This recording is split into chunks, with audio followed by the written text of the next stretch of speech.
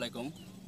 আপনাদের যে কোনো টাইমে দেখা যাচ্ছে আপনি একটা বিপদে পড়ছেন কিংবা আপনার সামনে কিছু একটা চলে এসেছে, ওই ক্ষেত্রে আপনি কীভাবে গাড়িটা ইমার্জেন্সি ব্রেক দিবেন সেটা আজকে আপনাদের সংক্ষেপে দেখাবো। আপনি আপনি একটু ক্লাসের সামনে আসেন। সামনে যে ক্লাসটা আছে এমন পা যে ব্রেকটা আছে দুইটা একসাথে এক লেভেলের অনুযায়ী রাখবেন, তাহলে আপনার গাড়িটা স্কিড করবে না। ঠিক আছে, আমি আপনাকে একটা ছোট্ট করে আপনাদের দেখাইতেছি, জাস্ট আপনারা দেখে এটা ফলো করবেন। Thank you.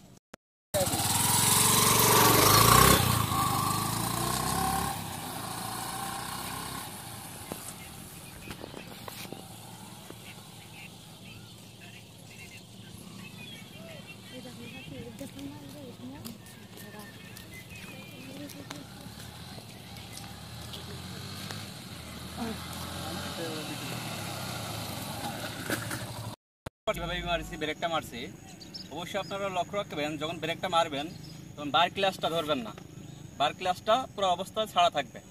তাহলে বার ক্লাসটা ধরলে কী হবে, আপনার গাড়িটা ফ্রি হয়ে যাবে, যার কারণে আপনার অ্যাক্সিডেন্ট করার সম্ভাবনা বেশি বেড়ে যাবে। বার ক্লাসটা না ধরে আপনারা সামনের ব্রেক এবং পেসের ব্রেক দুইটাই একসাথে চেপে ধরবেন। আর আরেকটা জিনিস, আপনারা রোডে যখন চলাফেরা করবেন তখন সবসময় হেলমেট নিয়ে চলাফেরা করার চেষ্টা করবেন। Thank you.